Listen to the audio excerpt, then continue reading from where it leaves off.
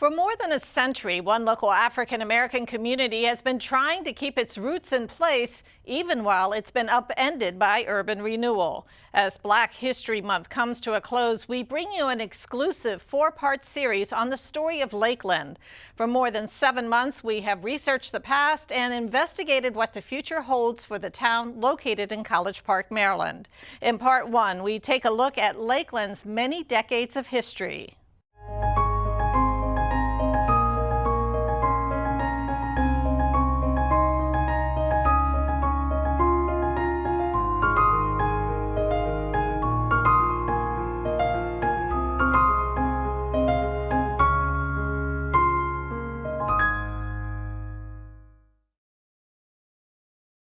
We were able to go in the morning and not come home until 6 or 7 o'clock at night, and we never left the community.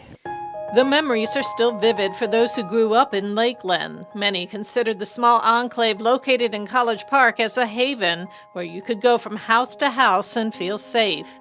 The community mirrors much of the African American experience during legalized segregation. To the left was when it was an elementary school. The playground was up there to the left, and then the basketball court is where it was. And behind the basketball court was a baseball field. Much of Lakeland life centered around this building. Today, it serves as a church for the local Brazilian community, but many in the neighborhood know it as Lakeland High School. Built in 1928, the Renewal School served Black youth in Prince George's County and surrounding areas.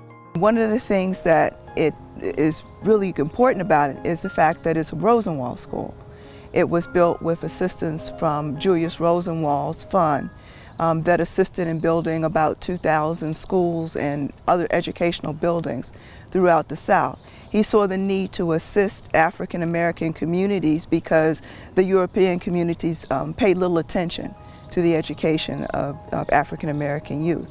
The high school was closed in the 1950s. Many in the last class of Lakeland stayed together after, taking trips and fundraising for an annual scholarship. Rosenwald's schools were usually built near train lines for people to commute.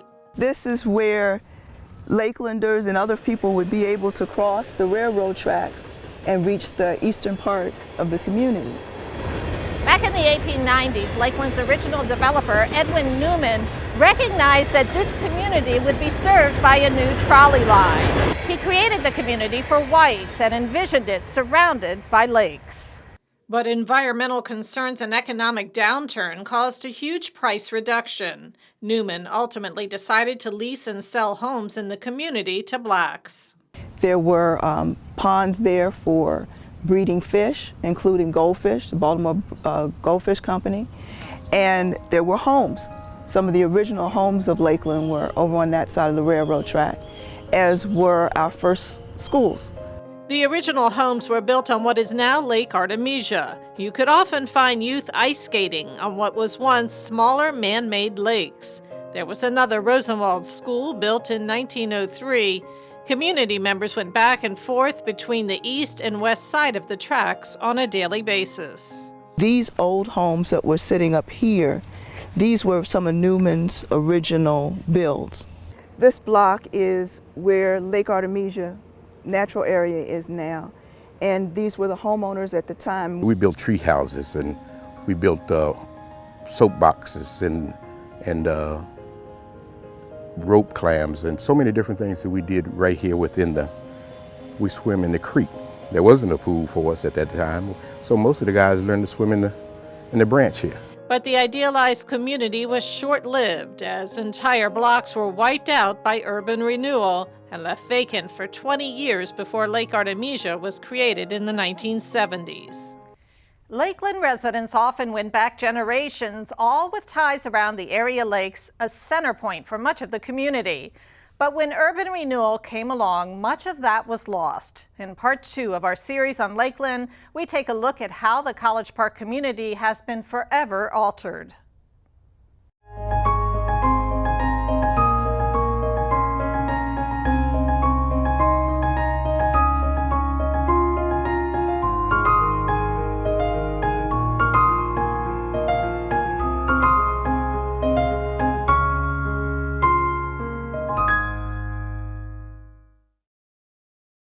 when I talk to folks, there's still a lot of bitterness. Dwight Brooks says he didn't see how much his childhood community had changed until he moved back to Lakeland. And that's when nostalgia gave way to his father's bitter memories. I used to hear him say, you know, you're gonna buy everybody out, so replace homes. You know, don't let apartments come in. Replace homes. Put whatever you take, put homes back into the community. And I think as he saw that unfold, not moving in the direction he was hoping, him and some of the other people, he was really upset the fact that he had to relocate. For years, Lakeland residents had resisted becoming part of College Park. Many feared it was an effort to take away their property and newspapers. In those newspapers, you see where the reporter says that is an unrealistic concern. But if you look at that happened in the 1940s.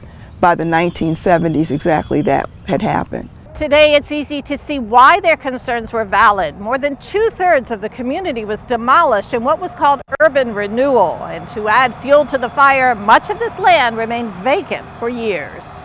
Eventually, some of the land was used for ballast to build up Metro's Green Line. The remaining land was turned into a park and transferred to the Park and Planning Commission. The good thing about it is knowing everybody. I could tell you who lived in every house all the way through the community. That's the difference. You know, urban renewal just broke up community. If you ever visit Lake Artemisia, know that you're in Lakeland, that you are in a part of a community where African American people lived for generations. In fact, some of the homes there were lived in by 5 generations of various families. And they were required to leave as a part of the urban renewal process. Residents were initially told that they would have to temporarily move out of their homes and could come back when single-family homes were built. Instead, plans were submitted for townhomes and apartments, but that development never happened. Neither did a promised railroad crossing. Instead, the land sat vacant for 20 years. With urban renewal, the people who lived here were required to leave. They said that basically the area was flood prone, although nobody had ever experienced any flooding in this area. They said that some of the homes were substandard. One of the products of urban renewal was that Lakeland was divided into 3 sub-communities that had no direct access to each other. What we're walking along now is really Rhode Island Avenue. And just like in so many African American communities, one of the big features is the disconnect. During urban renewal, the community was split into 3 sections. The west, which was from Route 1 to here, Rhode Island Avenue, and that area was slated for complete redevelopment. The area from Rhode Island Avenue to the railroad tracks was called the conservation area. That area was just receiving primarily infill development during urban renewal.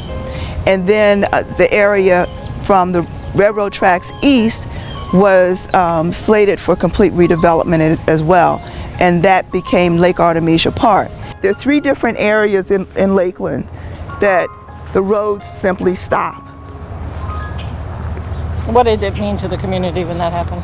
Well, it just means that you're not part of the whole.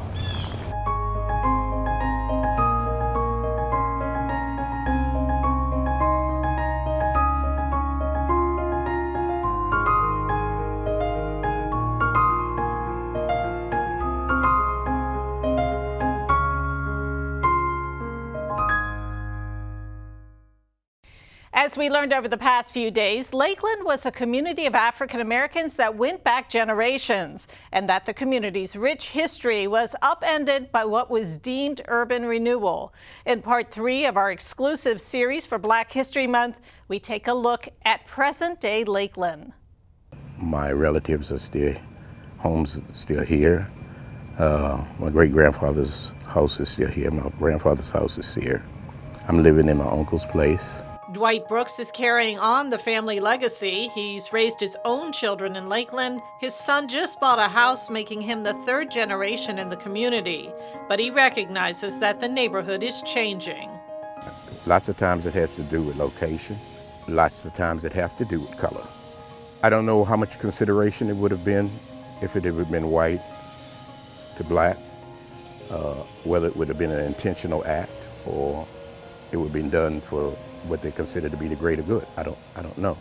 Today, in this time of restorative justice, Lakeland is looking for something very basic: recognition. And that all starts with recognizing and honoring the history of the community, starting with the town's first African-American mayor. You'll notice that there's a small plaque there. It was dedicated in 2002, and Mr. Lomax was lucky enough to be able to see that day. Unfortunately, I doubt that he would be particularly pleased at the way that the area is being kept up at this point. It's flourishing in poison ivy and other kinds of weeds. Residents are fighting to return original names to their historic sites, including the first educational centers. Lakeland High School wasn't the only original building to lose its name. Since the early 1900s, there had always been a Lakeland Elementary School as well. But it was abolished and the name disappeared when Paint Branch Elementary School was constructed. Why is it Paint Branch Elementary School and not Lakeland Elementary School or Edgar E. Smith Elementary School, in honor of the principal of Lakeland High School and Lakeland Elementary School from 1928 until 1966. Lakeland community members were required to give up their homes in order to build Paint Branch Elementary School. So when I come here, I see the fountain, but what gives me more concern is the name of the school. And the names of places are important. But Maxine Gross says honoring heroes and places in the community is just a small part of what's needed to make Lakeland feel whole again. It needs to somehow reconnect its past to the present, a task that's not easy when your community has been chopped up into 3 parts. In this instance, you really can't go between Berwyn or the rest of the city without going out to Route 1. This is Rhode Island Avenue. As you can see, it stops. So there's a complete disconnect. There's a complete disconnect. This past week, we've highlighted Lakeland past and present. We also learned how urban renewal displaced residents and separated the town. In our final segment for Black History Month, we take a look at what the future holds for the College Park community.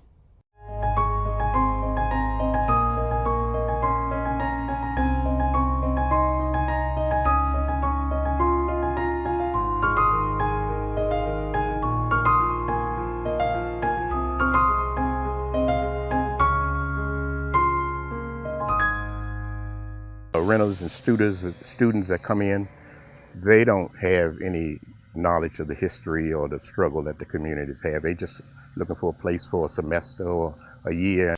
Today, Lakeland properties are being bought up by investors and turned into rentable units for college students. After all, it's within walking distance of nearby University of Maryland. The house next to me, the people are coming and going. You don't get to know them. You don't know just who's living there, but when you have community, you have an idea who's on the next street. You can, call them if there's a need. There used to be a little small modest house here, but as you'll see in the last few years, this was built. The community was told that it was going to be a family, but it's clearly not. It has more than 5 bedrooms, more than 5 bathrooms, huge kitchens on each floor, and houses quite a number of students. Maxine Gross talks about what she'd like to see in the future for Lakeland, a community that's creative in how properties are used. I'm hoping that it's beginning to happen already.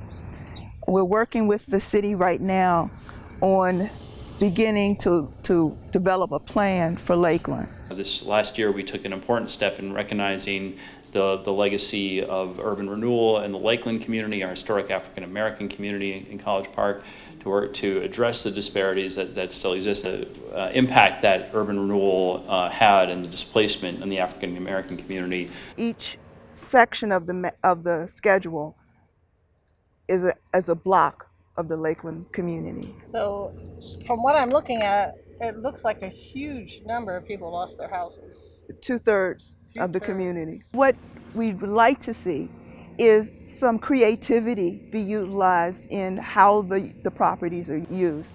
that we retain the character of the community, but develop in a way that's in harmony with what the community is and has been.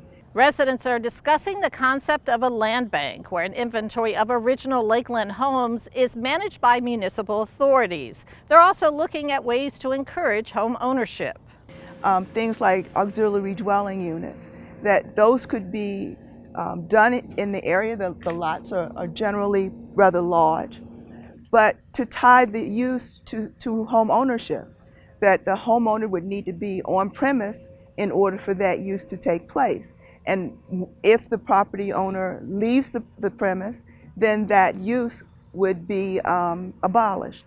She'd like to retain its historic character, but develop a harmonious way to bring together the old with the new. Get a consultant to get some of the best minds to start thinking about, okay, this is what we have now. What can we do to create a productive, healthy community for the future? We have begun and are continuing this long process of restorative justice, exploring the ways that we can, to the greatest extent possible, make the Lakeland community whole and address that harmful legacy. While this series was in production, Lakeland residents say they learned they would be displaced once again under a new legislative redistricting map. That map, which was dictated by county council boundaries, was overturned by the court. The council is currently appealing that decision.